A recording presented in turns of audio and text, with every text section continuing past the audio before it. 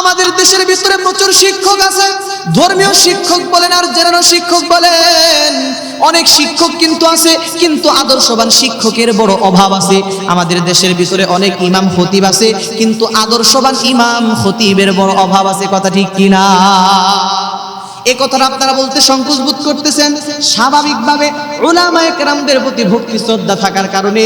কিন্তু আমি যে দৃষ্টিকোণ থেকে বলতেছি, সেই দৃষ্টিকোণ থেকে আদর্শবান ইমাম খতিবেরও বড় অভাব আছে। আচ্ছা বলুন তো দেখি, আমরাও ইমাম, বিশ্ব নবী যে ইমাম ছিলেন, নবীজি যে ইমাম ছিলেন, তার মতো কি আমরাও ইমাম সিদ্দিক আকবর ইমাম ছিলেন, তার মতো কি আমরা? তার মতো আমরা না। আমি আমার দেশের কথাই বলি, আমাদের দেশের একজন জাতীয় মসজিদের ইমাম খতিব ছিলেন ওবাইদুল হক সাহেব রহমাতুল্লাহি আলাইহি। উনি যে ইমাম খতিব ছিলেন, তার মতো কি আমরা? তার মতো কিন্তু আমরা না। এই জন্য এই কথাটা বললাম। বন্ধুরা আমার, ভাইয়েরা আমার, অনেক ইমাম তো এমন আছে, এমনও ইমাম তো আমাদের সমাজে আছে, 20 বছর হয় উনি ইমামতি করেন, যেই বাড়িতে উনি লজিন থাকেন, খাবার খান, সেই বাড়িওয়ালা তার মুসল্লি। এই 20 বছরে মুসল্লি চাচা তারে কত কেক খাওয়াইলো, কুক খাওয়াইলো, কত খাবার বাড়ি থেকে নিয়ে এসে খাওয়াইলো, কিন্তু 20 বছরের ভিতরে ওই চাচাকে জিজ্ঞেস করলো না, ইমাম সাহেব আপনি এইরকম ভাবে চাচা আমার কাছে এসে একটু বসেন, দোয়ায়ে কুনুতটা একটু পড়েন তো দেখি আপনার দোয়ায়ে কুনুতটা পড়া হয় কিনা। এই কথা জিজ্ঞেস করার মতো ইমামের সংখ্যা আমাদের সমাজে বড়ই অভাব।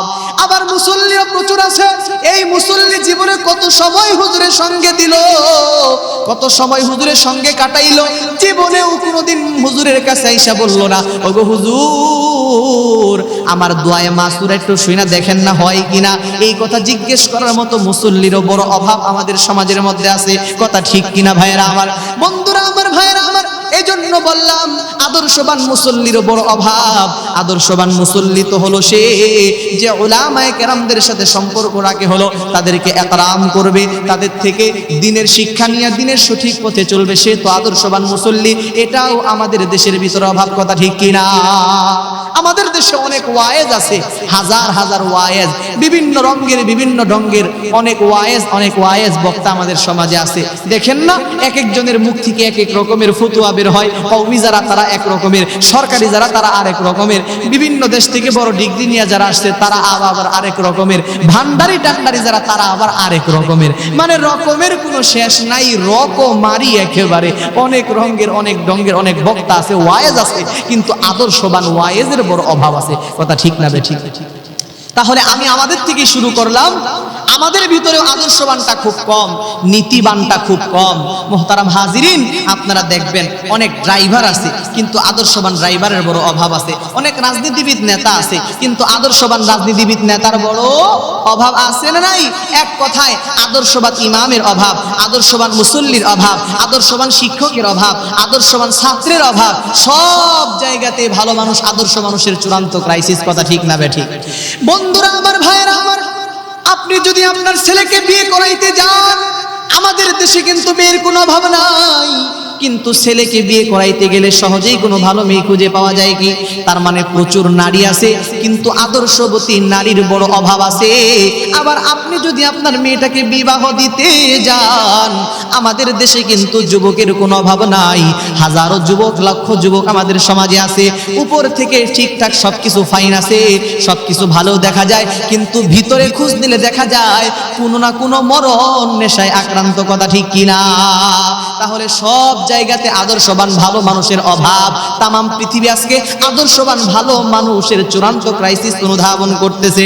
কিন্তু বন্ধুরা আমার, ভাইয়েরা আমার, আদর্শবান মানুষ এ পৃথিবীতে তৈরি হওয়ার পর ফ্যামিলিগতভাবে, সামাজিকভাবে, রাষ্ট্রীয়ভাবে দিন যত গড়াইতেছে তত বন্ধ করা হচ্ছে। যদি জিজ্ঞেস করা হয়, বলেন কেমনে হুজুর, একটু বুঝাইয়া বলেন না।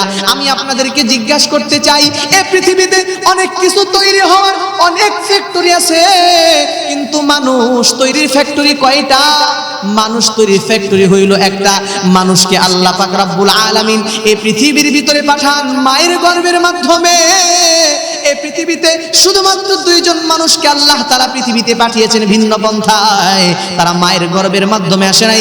একজন হলেন আব্বাজান হযরত আদম আলাইহিস সালাতু ওয়াস সালাম, আর একজন হলেন মা হাওয়া আলাইহাস সালাতু ওয়াস সালাম। এই দুইজন মানুষ ব্যতীত পৃথিবীতে যত মানুষকে আল্লাহ তাআলা পাঠাইছেন সমস্ত মানুষগুলা মায়ের গর্ভের মাধ্যমে আসতেছে। এমনকি হযরত ঈসা আলাইহিস সালাতু ওয়াস সালাম যদিও বাবা নাই, আমার মালিকের কুদরত আছে না নাই, কুদরতের মাধ্যমে বাবা ছাড়াও আল্লাহ সন্তান দিতে পারেন, দেখাইয়া দিলেন ঈসা নবীকে মায়ের গর্ভের মাধ্যমে দুনিয়াতে পাঠাইয়া। সুবহানাল্লাহ। বন্ধুরা আমার, ভাইরা আমার, যেহেতু পৃথিবীর সমস্ত মানুষগুলো তৈরি হচ্ছে মায়ের পেটে, এই জন্য মা জাতি হলো মানুষ তৈরি ফ্যাক্টরি। ও মুসলমান ইমানদার, আপনাদের এই অঞ্চলের ভিতরে ব্রিক ফিল্ড আছে কি, ইটের ভাটা আছে কি? আপনারা দেখবেন একটা সুন্দর ভালো ইট বানাইতে চাইলে অনেক কিছু দরকার হয়।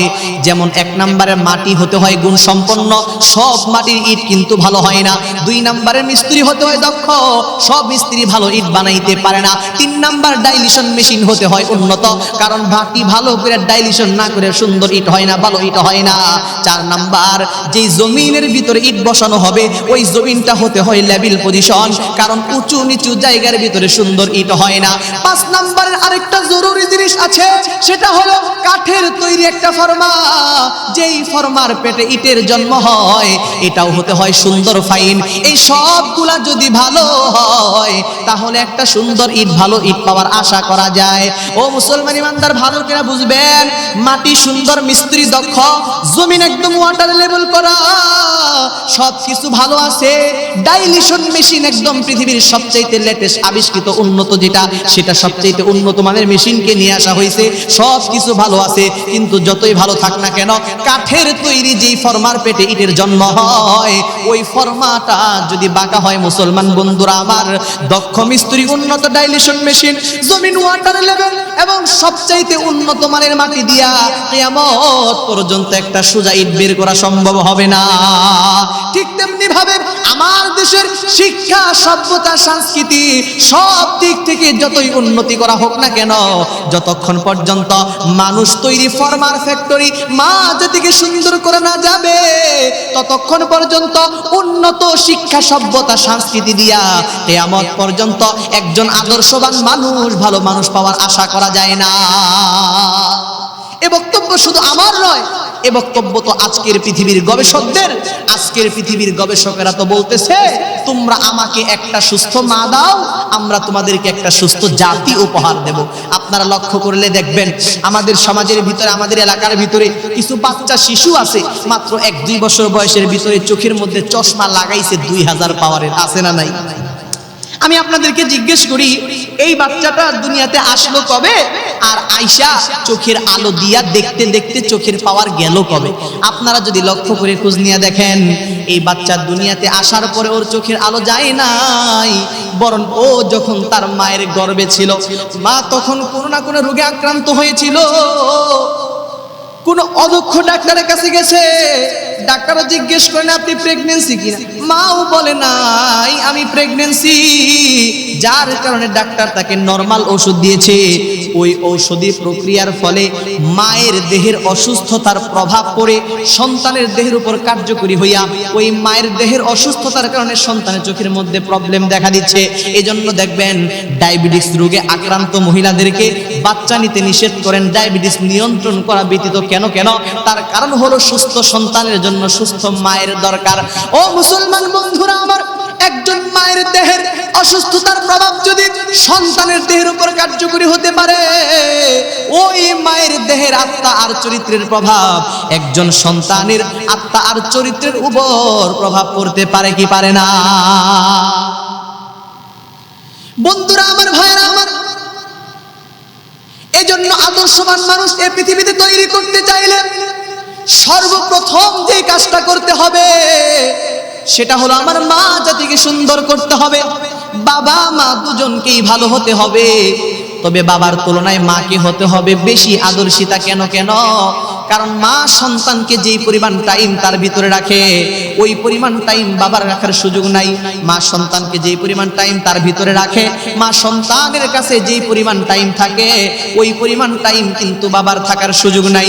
যেমন দীর্ঘ 10 মাস 10 দিন পেটে ধারণ করে কে মা, পক্ষান্তরে বাবা বহন করার যোগ্যতাই রাখেন না। শুধু তাই নয়, এরপরে মুসলমান বন্ধুরা আমার, প্রসবের সময় সেই চূড়ান্ত কষ্ট সহ্য করে মা, বাবা এটা বহন করার যোগ্যতা রাখেন না। এরপরে দুগ্ধ পান করার নির্দিষ্ট ব্যবস্থাটাও নেই মা, এটা বাবা বহন করা, এটা করার বাবা যোগ্যতাই রাখেন না। এই জন্যই তো আমাদের নবী আলাইহিস সালামকে জিজ্ঞেস করা হয়েছিল, গো পয়গম্বর, মা বাবা দুইজনের মধ্যে সর্বপ্রথম হক কার? নবীজি ডাক দিয়া বলে, তোমার মায়ের, এরপর কার? তোমার মায়ের, এরপর কার? তোমার মায়ের, এরপর কার? তোমার বাবার। কেন? কারণ মার 3টা কথা এমন কষ্ট আছে, এমন যেই কষ্টগুলা মা একাই বহন করে, সেখানে বাবা বহন করার যোগ্যতাই রাখেন না। বন্ধুরা আমার, ভাইরা আমার, বাবা কেউ ভালো হতে হবে, মা কেউ ভালো হতে হবে। দুইজন যদি দিনদার হয়, দুইজন যদি ইমানদার হয়, দুইজন যদি আল্লাহওয়ালা হয়, দুইজন যদি চরিত্রবান হয়, তাহলেই এদের পেট থেকে জন্মগ্রহণ করবে এ যুগের আব্দুল কাদের জিলানী, বাইজিদ বুস্তামি আর জুনায়েদ বাগদাদি। পক্ষান্তরে বাবা যদি হয় ডাইল মার্কা, মা যদি হয় স্টার জলসা আর জি বাংলা মার্কা, বাবা যদি হয় ডাইল মার্কা, সন্তান তো হবে বাবা মার্কা। কথা ঠিক কিনা ভাইরা আমার? আর বাবা মা দুইজন যদি দিনদার হয়, তাহলেই এদের ঘর থেকে জন্মগ্রহণ করবে এ যুগের আব্দুল কাদের জিলানী, বাইজিদ বুস্তামি, জুনায়েদ বাগদাদি। বন্ধুরা আমার, ভাইরা আমার, কারি তৈয়ব সাহেব রহমাতুল্লাহি আলাইহি দারুল উলুম দেওবন্দের একজন সফল মুহতামিম, উনি বলেন, এই পৃথিবীর সর্বপ্রথম টিচার হলো মা, আর বিদ্যালয় হলো মায়ের পেট আর মায়ের কুল। ও মুসলমান বন্ধুরা আমার, আপনারা লক্ষ্য করলে দেখবেন ছোট্ট বাচ্চা শিশু যারা আছে এরা কিন্তু চূড়ান্ত অনুসরণে এক্সপার্ট, যেমন দেখে তেমন করে। ও মুসলমান ইমানদার, যেই ঘরের ভিতরে বাবা মা দুইজনই নামাজি হয়, আজান হলি বাবা তুমি মাথায় দিয়ে মসজিদের দিকে রওনা কইরা দেয়, মা আলনা থেকে উন্নাটা টান দিয়া নামাইয়া যায় নামাজ বিছায়া দিয়া নামাজের মধ্যে দাঁড়ায় যায়। ওই ঘরের বাচ্চা শিশুটাকেও মা যদি ঘুম পাড়ায়া বাইরে কোনো কাজের মধ্যে ব্যস্ত থাকে, ভাইরা আমার, মসজিদের পাশেই হয়তো বাড়ি, মুয়াজ্জিন এইরকম ভাবে মসজিদের পাশেই যখন বাড়ি, মুয়াজ্জিন হঠাৎ করে মাইকের ভিতরে আওয়াজ দিয়ে আজান দিল, ভাইরা আমার, আজানের আওয়াজে বাচ্চা শিশুটার ঘুমটা ভাঙ্গা গেল। বাচ্চা শিশুটা ঘুম থেকে জাগ্রত হয়ে গেল। বাচ্চা শিশুটা ঘুম থেকে জাগ্রত হয়ে এদিক সেদিক তাকায় দেখে পাশে আব্বুও নাই, আম্মুও নাই। বাচ্চা শিশুটার মনে পড়ে গেল, আজান হলেই তো বাবা মা এক প্রকার বিশেষ কাজ করে। বাচ্চা শিশুটা ওই চকি থেকে নাইমা আল্লাহ থেকে উনাটা টান দিয়া নামাইয়া জমিনের ভিতরে বিছাইয়া দিয়া যায়, নামাজ মতো বিছাইয়া দিয়া জমিনের ভিতরে সিজদারত অবস্থায় পড়ে গেল। কেন? কারণ সে তার মাকে দেখেছে এই আওয়াজ আসলে এভাবেই জমিনের ভিতরে নুয়ে পড়তে হয়। পক্ষান্তরে যাদের ঘরে বাবাও বিড়ি খায়, দাদাও বিড়ি খায়, চাচাও বিড়ি খায়, ভাইও বিড়ি খায়, এদের বাড়িতে গেলে দেখবেন ওদের বাড়ির বাচ্চা শিশু যেটা আছে, ওই বাচ্চা শিশুটা পাটখুরিটা ভাঙ্গা বিড়ির সাইজ বানাইয়া এক পাশে আগুন জ্বালাইয়া জঙ্গলের ভিতর গিয়া বাপদাদার সুন্নত জারি করে, আছে না নাই? কবি তো সেই কথাগুলাই সুন্দর করে বয়ান করতেছে। ভাইরা আমার, মনে পড়ে গেল, একটু বইলা দেই। নরপশি আইসা সবই সবাই এসেছে, আমবাগিচার তারায় আজি তারা হেসেছে, রাধুনিদের রাধা বাড়ার পইরা গেছে ধুম, বৈশাখ মাসে এই দুপুরের নেই যে কারো ঘুম, বাপ মা তাদের ঘুমিয়ে আছে এই সুযোগ পেয়ে, বনভোজনে মেতেছে আজ দুষ্টু কাটি মেয়ে, কেউ বা বসে হলদি বাটে, কেউ বা রাধে ভাত, কেউ বা বলে দুধ ছাই পড়ে গেল হাত। বন্ধুরা আমার, ভাইরা আমার, আমরা নিজেরাই দেখেছি ছোট্টবেলায় ছোট্ট ছেলে মেয়েদেরকে বাবা মা খাবার দাবার কমপ্লিট করে যখন তাদেরকে ছেড়ে দিত, ছোট্ট ছেলে আর মেয়েগুলা বাড়ির পাশে ঘরের পিছনে যাইয়া খেলাধুলায় লিপ্ত থাকতো পুকুর পাড়ে গিয়া। নিজের চোখে দেখেছি, নিজেরাও সেই খেলাগুলা কখনো খেলেছি বন্ধুরা আমার। ওইখানে একত্রিত হওয়ার পর দেখতাম ছেলেগুলা গর্ত খনন কইরা কলা পাতার ছাউনি দিয়া পাটখড়িটাকে ভাঙ্গা একটার একটার সঙ্গে জোড়া লাগাইয়া ঘর বানানোর কাজ করতো ওই ছেলেগুলা। আর মেয়েগুলা গর্ত খনন কইরা মিশামিশি রান্না করতো, আবার হাত টান দিয়া বলতো ইস হাতটা পুড়া গেছে। আবার মাঝে মাঝে লবণ চেক করে দেখতো আর বলতো হায় রে তিতা হয়ে গেছে। আসলে লবণ পানি কিছু নাই, আছে শুধু মাটি। কথা ঠিক কিনা বন্ধুরা আমার, ভাইরা আমার? আমি আপনাদেরকে জিজ্ঞেস করতে চাই, এই ছোট্ট ছেলে আর মেয়েগুলা রান্না বান্না করা আর এইরকম ঘর বানানোর প্রশিক্ষণ নিল কোন ইউনিভার্সিটি থেকে? মা বাবার কাছে দেখে শিখছে, মা বাবার কাছে দেখে অনুসরণ। মুহতারাম হাজিরিন, দেখবেন যাদের ঘরে 24 ঘন্টায় টেলিভিশনের ভিতরে নাচ গান চলতে থাকে, ওদের বাড়ির ছোট্ট বাচ্চা শিশু যেটা আছে ও গান গাইতে থাকে, ও নৃত্য ডান্স দিতে থাকে। এজন্যই আমি মাঝে মাঝে বলে থাকি, অনেক মা ও বাবা জোর গলাতে কয় টিভি একটা না হইলে কি ঘরের শোভা হয়। এখন ওই টিভিতে গান শুনিয়া ছোট ছোট ছেলে মেয়েরা মা বাবারে গান শোনায় ঈমান লইয়া বেঁচে থাকা দায়। দোকান পাটার মার্কেটেতে হাজার হাজার বাহুনেতে অশালীনায় গান শোনা যায় শিল্পীদের ভাষায়, অশালীনায় গান শোনা যায় শিল্পীদের ভাষায়। তাই দেখিয়া ছোট ছেলে মেয়েরা মা বাবারা গান শোনায় ঈমান লইয়া বেঁচে থাকা দায়।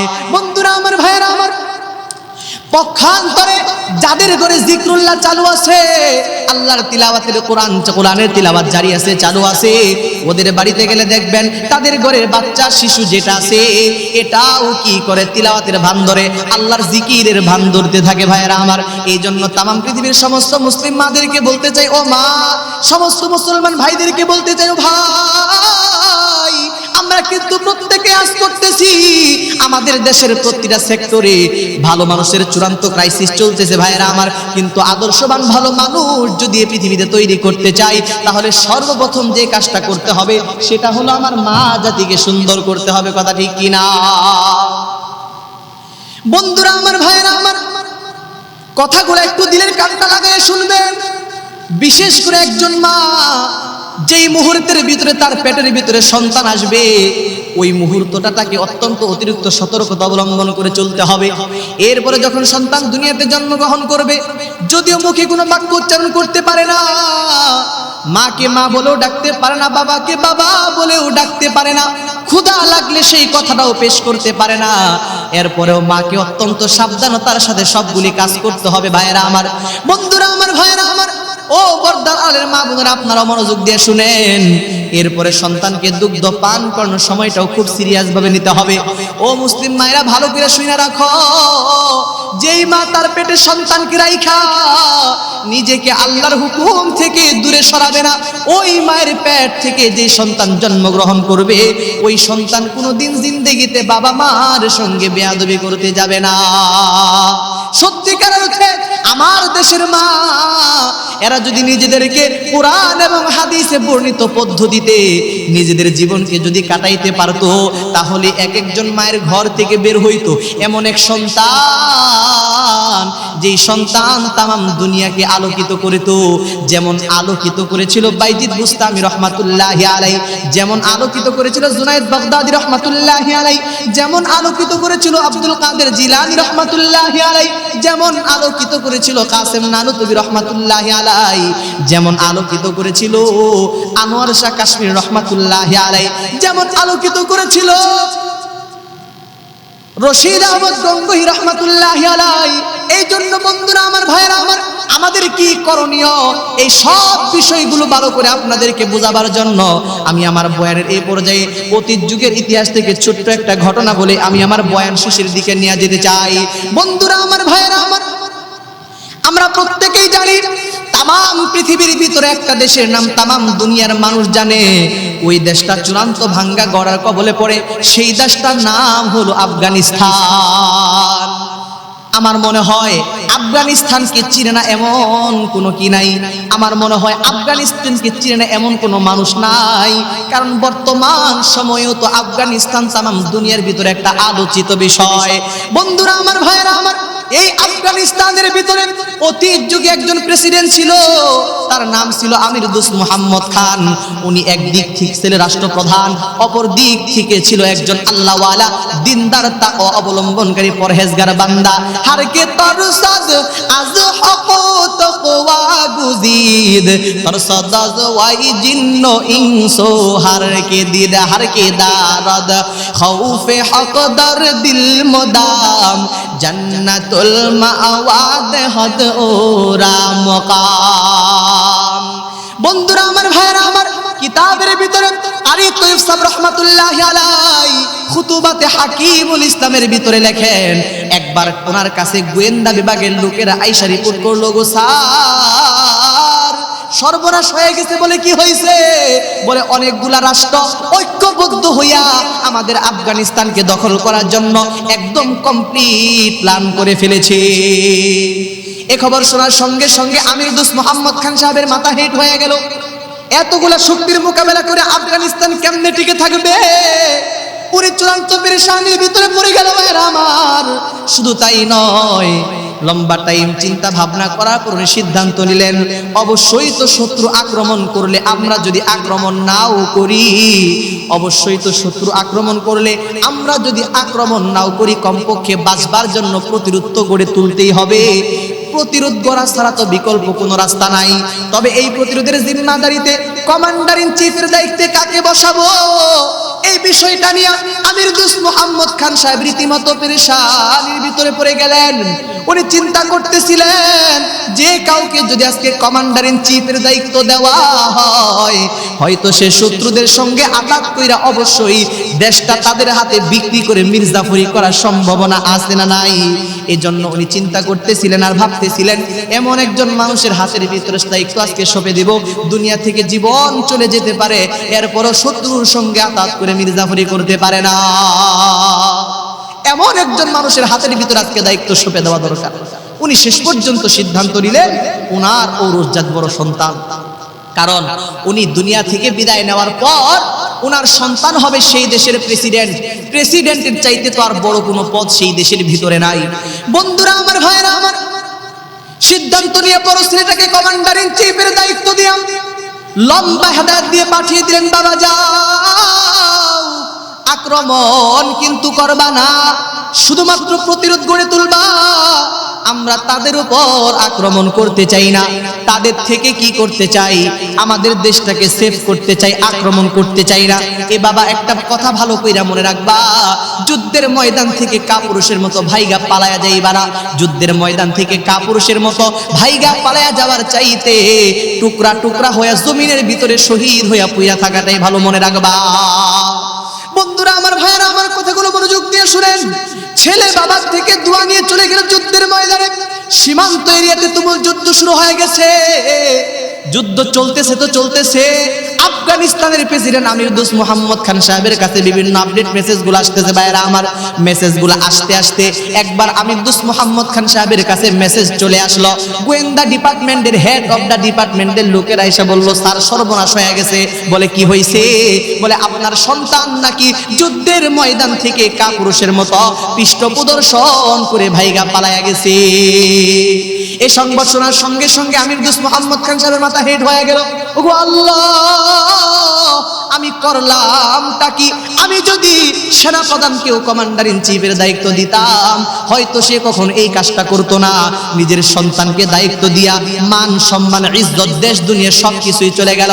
এমন চূড়ান্ত পেরেশানি নিয়া আমির দোস্ত মোহাম্মদ খান কার্যালয় থেকে বের হয়ে নিজের বাসভবনের দিকে চলে গেল। ভাইরা আমার, বাসার ভিতরে ঢুকতে যাবে এমন মুহূর্তের ভিতরে বেগম সাহেবা স্বামীর চেহারার দিকে লক্ষ্য করে দেখলেন, অনেক দিন হয় ওনার স্বামী কি করে না, বাসার ভিতরে ঢুকে না, লম্বা টাইম পর বাসার ভিতরে ঢুকলেন। স্বামীর চেহারার দিকে তাকাইয়া দেখে আমির দোস্ত মোহাম্মদ খান সাহেবের চেহারা চূড়ান্ত মালিন্যতার ছাপ দেখা যায়।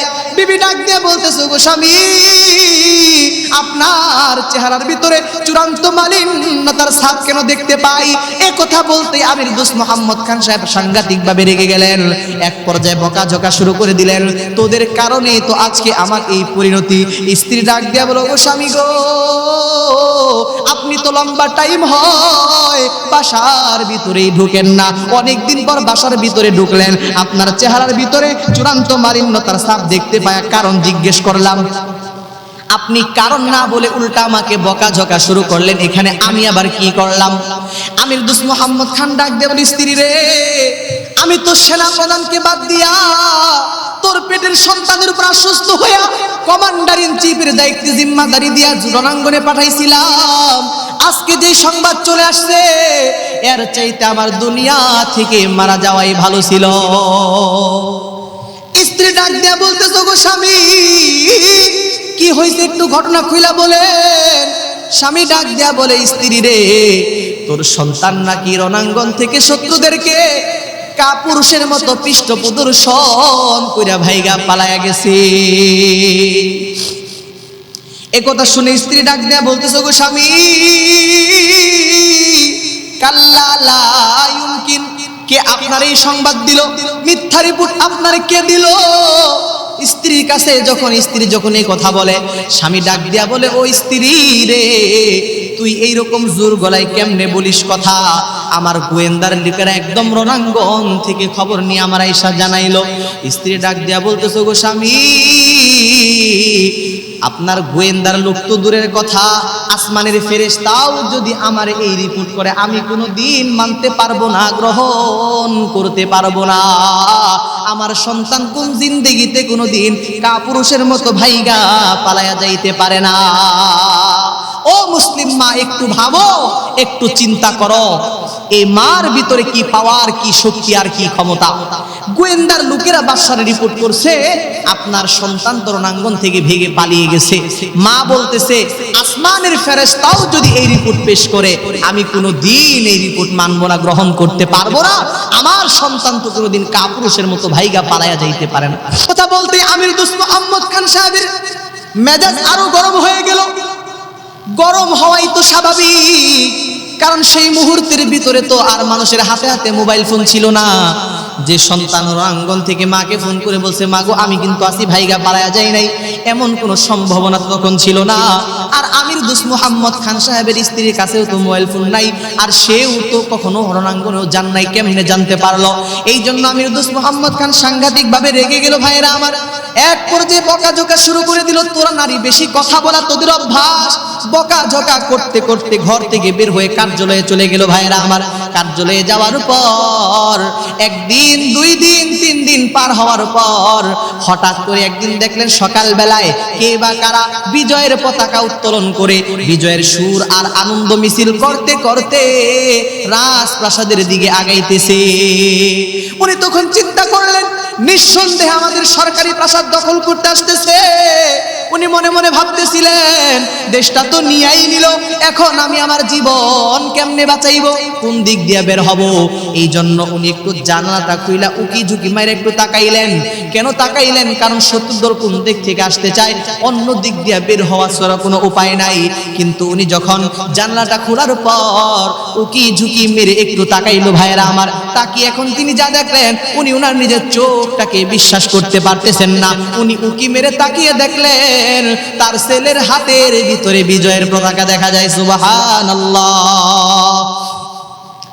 উনি এখন ওনার নিজের চোখটাকে বিশ্বাস করতে পারতেছে না। ভাইরা আমার, লম্বা টাইম দেখার পর নিজের চোখটাকে বিশ্বাস করতে পারতেছে না।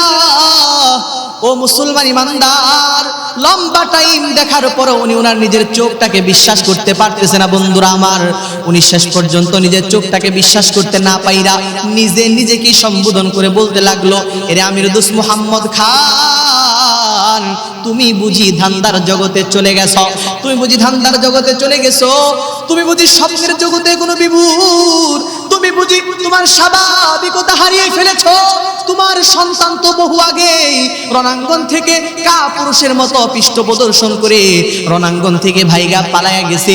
এখন বিজয়ের পতাকা যা দেখতেছো টোটালটাই ধান্দা, এটা তোমার চোখের ভুল ধারণা। বন্ধুরা আমার, ভাইরা আমার, এরপরে বাদশা হাঁটি হাঁটি পা পা করে সামনের দিকে দরজার দিকে এগিয়ে গেল। আস্তে করে দরজাটা খুললেন, খোলার পরে দেখে সত্যি তো তার সন্তানের হাতের ভিতরে বিজয়ের পতাকা দেখা যায়। বন্ধুরা আমার, ভাইরা আমার, এরপরে বাদশা হাঁটি হাঁটি পা পা করে সামনের দিকে আগায়। গোয়েন্দাদের রিপোর্টের কারণে উনি ওনার চোখটাকে তখনও সত্য বলতে রাজি নয়। দেখতে দেখতে তার সৈন্যবাহিনী বিজয়ের পতাকা উত্তোলন করে। বিজয়ের সুর আর আনন্দ মিছিল করতে করতে তার সন্তানের নেগরানিতে যখন তার চোখের সামনে চলে আসলো, মুসলমান ভাইয়েরা আমার, সন্তান এসে বাবাকে সালাম করলো, মুসাফাহা করলো, মুআনাকা করলো। এরপর কারগুজারি শোনাইলো, আব্বা জান, আপনার দোয়ার বরকতে আল্লাহ পাকের মেহেরবানিতে শত্রুদেরকে এমন শোচনীয় পরাস্ত করাইছি, আগামী 100 বছরের ভিতরে বাইরের কোন শক্তি আফগানিস্তানের দিকে চোখ তুলে তাকাবার মতো সাহস করবে না। ভাইরা আমার, বন্ধুরা আমার, বিজয়ের পতাকা উত্তোলন করে বীরের বেশে যখন মুজাহিদ কাফেলা চলে আসলো, ভাইরা আমার, এখন তো রাষ্ট্রপ্রধানের কাজ হলো তাদেরকে এইরকম ভাবে কি করা, বন্ধুরা আমার, রাষ্ট্রীয় ভাবে বড় ধরনের সংবর্ধনা দেওয়া। কিন্তু আমির দুস মুহাম্মদ খান কি করলো, ভাইরা আমার, ডাক দিয়া বলতেছো, আমার মুজাহিদ সৈন্য কাফেলা, তোমরা একটু ইন্তজার করো, আমি আমার মহল থেকে একটু ঘুরে আসি। এই কথা বলেই আমির দুস মুহাম্মদ খান দৌড় দিয়া কি করলো, বাড়ির দিকে রওনা করে দিল। ভাইরা আমার, ঘরের ভিতরে ঢুকে স্ত্রীকে মধুর কণ্ঠে ডাকতে লাগলো, বিবি রে কোথায় আছো, তাড়াতাড়ি বের হয়ে আসো। বিবি ঘর থেকে বাহির হয় আর মুস্কি হাসি দিয়া ডাইকা বলে, ওগো স্বামী গো, এই তো কিছুদিন আগেই আপনি বাড়ির ভিতরে ঢুইকা আমাকে বকাঝকা করে চলে গেলেন, আজকে আবার কি হলো? আপনার মনের ভিতরে এত আনন্দ মধুর কণ্ঠে ডাকেন কেন? বন্ধুরা আমার, ভাইরা আমার, খুব ভালো করে শুনবেন, একটু দিলের কানটা লাগায় শুনবেন। যেই মুহূর্তের ভিতরে তার স্ত্রী এই কথা বললো, আমির দুস মুহাম্মদ খান ডাক দিয়ে বলল, স্ত্রী রে, আর দেরি কইরো না, দৌড়াইয়া আমার কাছে আসো। স্ত্রী যখন তার কাছে আসলো, আমির দুস মুহাম্মদ খান কপালের ভিতরে চুমু দিয়া ডাক দিয়া বলে, স্ত্রী রে, আমি বুঝতে পারি নাই, তুমি আমারে ক্ষমা কইরা দাও। আমি আসলে কখনো ভাবতেই পারি নাই রাজপ্রাসাদের ভিতরে বৈশা তুমি কেমনে যে এত দ্রুত আমার আল্লাহকে আপন কইরা নিছ। রাজপ্রাসাদের ভিতরে বৈশা তুমি কেমনে যে দ্রুত আমার আল্লাহরে আপন করে নিয়েছ। এ কথা বলতে আমির দুস মুহাম্মদ খান সাহেবের স্ত্রী ডাক দিয়া বলে, ওগো স্বামী, আপনি এগুলা কি বলেন? রাজপ্রাসাদের ভিতরে বৈশা কখনো আল্লাহকে আপন করা যায় না। আত্তার হো, রুমি হো, রাজি हो गजाली, कुछ काम नहीं आता जुज आहे सेहरगाही। अत्तार हो, रूमी हो, राजी हो गजाली, कुछ काम नहीं आता जुज आहे सेहरगाही। বন্ধুরা আমার, ভাইরা আমার, আল্লাহ পাকের ওলি হইতে চাইলে শেষ রাত্রে চোখের পানি ছাড়া কোনোদিন আল্লাহ পাকের ওলি হওয়া যায় না। এই পৃথিবীর কোন মানুষ যদি আল্লাহ পাকের প্রেম বাগানের পাখি হইতে চায়, ওই মানুষটাকে শেষ রাত্রের আরামের ঘুমটাকে হারাম কইরা, ওই মানুষটাকে শেষ রাত্রের আরামের ঘুমটাকে হারাম কইরা, শীতের কনকনে রাত হলেও ঠান্ডা পানি দিয়ে ওযু কইরা আল্লাহ পাকের কুদরতে পায়ের মধ্যে সেজদাটা লাগাইয়া আল্লাহ আল্লাহ নামের তাসবিহ গাইতে হয়। আল্লাহ আল্লাহ ইচো শিরিন আস্ত নাম, শির শক্কর মি কুনদ জানম তামাম, বাহারে দিন বাহারে দুনিয়া বাহারে নাম, আল্লাহ আল্লাহ করদা বায়াদ ওয়াসসালাম, আল্লাহ আল্লাহ করদা বায়াদ ওয়াসসালাম। বন্ধুরা আমার, ভাইরা আমার, আমি ওই দিকে যাইতে চাই না। সংক্ষিপ্ত ভাবে এই ঘটনাটা বলে আপনাদেরকে এখান থেকে সবক নেওয়ার মতো কি আছে, ইবরত হাসিল করার মতো কি আছে, সেই বিষয়টা আপনাদেরকে বুঝাইতে চাই। বন্ধুরা আমার, ভাইরা আমার, স্ত্রী ডাক দেয়া বলতেছে, গো স্বামী, আপনি এগুলা কি বলেন? রাজপ্রাসাদের ভিতরে বৈশা কখনো আল্লাহকে আপন করা যায় না। স্বামী ডাক দিয়া বলে, বিবি রে, আর কতদিন পর্যন্ত তুমি তোমার অবস্থানকে গোপন রাখবা? আর পারবা না। আমি আমি বুঝতে পেরেছি রে স্ত্রী, বুঝতে পেরেছি, আর গোপন রাখতে পারবা না। স্ত্রী ডাক দিয়া বলে, না না, আপনি যেটা বুঝতেছেন পুরাটাই ভুল বুঝতেছেন। স্বামী ডাক দিয়া বলতেছে, যদি তাই হয় তাহলে তুমি বলো দেখি, যেই মুহূর্তের ভিতরে আমি তোমার কাছে গোয়েন্দার রিপোর্ট পেশ করলাম, তুমি মুহূর্তের ভিতরে তুড়ি মেরে উড়িয়ে দিলে। তুমি বললে আমার সন্তান কখনো এমনটা করতে পারে না, অর্থাৎ রণাঙ্গন থেকে কাপুরুষের মতো ভেগে পালায়া যাইতে পারে না। তোমার যদি আল্লাহ পাকের সঙ্গে যদি গভীর সম্পর্ক নাই থাকে, রবের সঙ্গে যদি গভীর সম্পর্ক নাই থাকে, তুমি সেদিন এমন সত্য কথা কেমনে বললা, কেমনে বললা? আজকে তো তোমার কথাটাই সত্যি হলো। তোমার সন্তান তো কাপুরুষের মতো ভেগে পালায়া যায় নাই, বরং তোমার সন্তান তো বিজয়ের পতাকা উত্তোলন করে বিজয়ের সুর আর আনন্দ মিছিল করতে করতে আমার দরবারে আমার সৈন্যদেরকে নিয়ে বিজয়ের পতাকা উত্তোলন কইরা আমার দরবারে হাজির হয়ে গেছে। সুবহানাল্লাহ। ভাইরা আমার, বন্ধুরা আমার, স্ত্রী ডাক দিয়া বলো, গো স্বামী, আসল রহস্য কি শুনবেন? স্বামী বলে, অবশ্যই শুনবো, শুনবো না কেন? কি সেই আসল রহস্য? যত দূর পর্যন্ত মাইকের আওয়াজ যাইতেছে, প্রত্যেকটা মা বোনদেরকে কথাটা ভালো করে শোনার জন্য বলতেছি। আমির দোস্ত মোহাম্মদ খান সাহেবের স্ত্রী ডাক দিয়া বলো, গো স্বামী, আপনার গোয়েন্দার লোকেরা যদি আমার কাছে এই রিপোর্ট পেশ করতো, আমার সন্তান রণাঙ্গনের ভিতরে টুকরা টুকরা হয়ে শহীদ হয়ে গেছে, তার দেহটা ছিন্ন বিচ্ছিন্ন হয়ে বিক্ষিপ্ত ভাবে পড়ে আছে, আমি এই সংবাদটা গ্রহণ করে নিতাম। কিন্তু আপনার গোয়েন্দার লোকেরা তো বলছে আমার সন্তান ভীরু কাপুরুষের মতো রণাঙ্গন থেকে ভেগে পালিয়ে গেছে, আমার সন্তান তো কখনোই এমনটা করতে পারে না। বলে, কেন কেন? আনা মানবা সমকে রুজে জঙ্গে বিনি পুষতে মন, আনা মানবা সমকে রুজে জঙ্গে বিনি পুষতে মন, আমানাম কান দরমিয়ানে খাকো খুবি নিসরে, আমানাম কান দরমিয়ানে খাকো খুবি নিসরে। ওগো স্বামী, আপনি ভালো করে শুনেন, এই সন্তানটা যখন আমার পেটে আমি ধারণ করলাম, যেদিন থেকে আল্লাহ পাক রব্বুল আলামিন আমার পেটের ভিতরে আপনার ঔরজ্জার সন্তানকে দান করলেন, গো স্বামী, ওই দিন থেকে আমি নিজেকে কতটা সেফ রেখেছি আপনি শুনলে অবাক হবেন। যেদিন থেকে আমি বুঝতে পারলাম আমার পেটের ভিতরে আল্লাহ পাক রব্বুল আলামিন আপনার ঔরজ্জার সন্তানকে দান করেছেন, সেই দিন থেকে সন্তান জন্মগ্রহণ করার আগ পর্যন্ত আমি কোনো ভিন্ন পুরুষের সামনে যাই নাই, কোনো বেগানাকে আমি আমার চেহারা দেখাই নাই। যেদিন থেকে আমি জানতে পারলাম আমার গর্ভে আল্লাহ তাআলা সন্তান দান করছেন, ওই দিন থেকে সন্তান জন্মগ্রহণ করার আগ পর্যন্ত আমি এরকম ভাবে এক ওয়াক্ত নামাজও নষ্ট হতে দেই নাই। সেই দিন থেকে শুরু করে সন্তান জন্মগ্রহণ করার আগ পর্যন্ত আমি আমার জবান থেকে কোনো ফাহিশাত কথা বের করি নাই। যেদিন থেকে আমি বুঝতে পারলাম আমার গর্ভের ভিতরে আল্লাহ পাক আপনার ঔরজ্জার সন্তান দান করেছেন, সেই দিন থেকে আমি কি করেছি, সন্তান জন্মগ্রহণ করার আগ পর্যন্ত কোনো মানুষের মুখ থেকে কোনো গীবত শিকায়ত শুনি নাই, নিজেও কারো নামে গীবত করে নাই। ওগো স্বামী, শুধু তাই নয়, যতদিন পর্যন্ত সন্তান আমার পেটে ছিল ততদিন পর্যন্ত এইরকম ভাবে একদিনের জন্য আল্লাহর কোরআনুল কারীমের তেলাওয়াত বাদ দেই নাই। আমি তো দুনিয়ার কোনো নোবেল নাটক করি নাই, আমি তো পড়েছি বিশ্ব নবীজির জীবন আদর্শ, আমি তো পড়েছি সিদ্দিক আকবরের জীবনী, আমি তো পড়েছি ওসমান আলী বেলালি হাফসির জীবনী, আমি তো পড়েছি আল্লাহর রাস্তার মুজাহিদ খালিদ বিন ওয়ালিদের জীবনী, আমি তো পড়েছি আল্লাহর রাস্তায় বড় বড় মহামনীষীদের জীবন ইতিহাস। ওগো স্বামী, শুধু তাই নয়, এরপরে সন্তানকে যেদিন থেকে আল্লাহ পাক রব্বুল আলামিন দুনিয়াতে দান করলেন, সেই দিন থেকে শুরু করে সন্তানকে দুগ্ধ পান করার নির্দিষ্ট টাইমটাতেও আমি কোনো বেগানাকে আমার চেহারা দেখাই নাই, কোনো ভিন্ন পুরুষের সামনে যাই নাই। ওগো স্বামী, শুধু তাই নয়, আরো কি করেছি, সন্তান ক্ষুধা আর তৃষ্ণায় যতই কান্নাকাটি করুক না কেন, যতক্ষণ পর্যন্ত আমি ওযু করে পূর্ণ পবিত্রতা অর্জন না করতাম, ততক্ষণ পর্যন্ত আমি মা আমার সন্তানকে আমার বুকের দুধ পর্যন্ত পান করতে দেই নাই। আল্লাহু আকবার।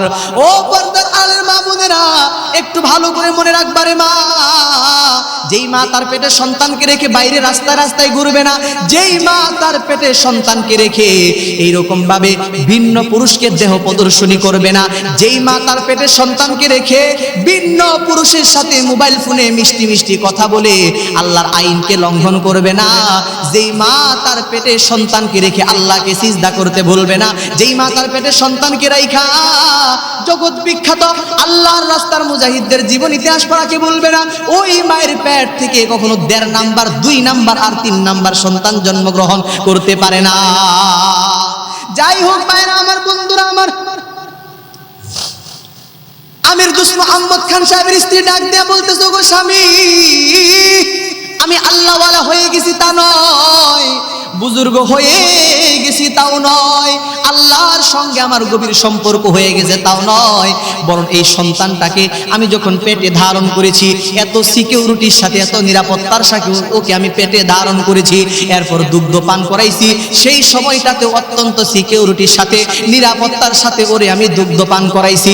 শুধু তাই নয়, এরপরে সন্তানকে ছোট থেকে বড় করাইছি, ইসলাম এবং কোরআনের পূর্ণাঙ্গ টোটাল শিক্ষা দীক্ষা সভ্যতার সংস্কৃতির সুন্দর সাজে ওকে আমি সাজাইছি। সুতরাং ও তরুণাঙ্গন থেকে ভাইগা পালায়া যাইতে পারে না, এটা তো কোশ্চিন কালেও সম্ভব হবে না। যদি আপনার গোয়েন্দার লোকেরা বলতো আমার সন্তান টুকরা টুকরা হইয়া জমিনের ভিতরে বিক্ষিপ্তভাবে শহীদ হয়ে পড়ে আছে, আমি এই সংবাদটা গ্রহণ করে নিতাম। তারা তো বলছে আমার সন্তান রণাঙ্গন থেকে পৃষ্ঠ প্রদর্শন করে ভাইগা পালায়া গেছে, আমার সন্তান তো কখনোই এমনটা করতে পারে না। বন্ধুরা আমার, ভাইরা আমার, একটি মাত্র কথা দিয়ে আমি আমার বয়ান শেষ করতে চাই। মাদেরকে বলতে চাই, ও মা, তুমি মা অত্যন্ত বড় দামি গো মা। তুমি একজন মাকে, একজন মেয়েকে লক্ষ্য করে আল্লাহ পাক রব্বুল আলামিন কেমন দাম দিলেন। তুমি একজন মাকে লক্ষ্য করে, মেয়েকে লক্ষ্য করে মালিক রব্বুল আলামিন 3 শ্রেণীর মানুষকে জান্নাতের অফার দিলেন, 3 শ্রেণীর মানুষকে জান্নাতের ঘোষণা দিলেন। প্রথমেই ঘোষণা দিলেন বাবাকে, বাবা যেন তাকে আদর্শ হাত করে লালন পালন করে। হাদিসে পাকের ভিতরে এসেছে, নবীজি বলেন, আল্লাহ পাকের পয়গম্বর বলেন, যার ঘরের ভিতরে আল্লাহ পাক রব্বুল আলামিন 3টা কন্যা সন্তান দান করেছে, সে যদি এই 3 কন্যা সন্তানকে সুশিক্ষায় শিক্ষিত করে, সঠিক পাত্রে পাত্রস্থ করে এইরকম ভাবে চলতে পারে, নবীজি বলেন এই 3 কন্যা সন্তানের জন্য আমার সঙ্গে জান্নাতে থাকবে। সুবহানাল্লাহ। তাহলে বাবা যাকে কখনোই কষ্ট না দেয়, এই জন্য বাবাকে জান্নাতের অফার দিলেন, যাতে করে বাবা তাকে আদর করে সোহাগ করে লালন পালন করে। এরপর মেয়েটি যখন বড় হয়ে গেল, স্বামীর ঘরে চলে গেল, ওই স্বামীর ঘরে যেন মেয়েটি স্বামীর দ্বারা আক্রান্ত না হয়, স্বামীর ঘরে যাওয়ার আগে স্বামীকে সাইজ করলেন, মডিফাই করলেন। স্বামীর জন্য একটা অফার দেওয়া হলো, সেটা কি ভাইরা আমার, খিয়ারুকুম লি আহলিহি, যে মালিকের কাছে ভালো হইতে চায় সে যেন তার স্ত্রীর সাথে উত্তম আচরণ করে। কারণ যে তার স্ত্রীর কাছে ভালো, সে তার মালিকের কাছেও ভালো। সুতরাং তুমি যদি ভালো ডিগ্রি পাইতে চাও, তাহলে তোমাকে স্ত্রীর সঙ্গে ভালো আচরণ করতে হবে। এটা একটা তর্জমা। আর একটা তর্জমা আছে, ওই দিকে যাব না, সময় বড় সংক্ষিপ্ত। বন্ধুরা আমার, ভাইয়েরা আমার, খুব ভালো করে শুনবেন। তার মানে স্বামী যেন তাকে স্নেহ মায়া মোহাব্বত ভালোবাসা দেখায়, এই জন্য স্বামীকে একটা অফার দেওয়া হলো।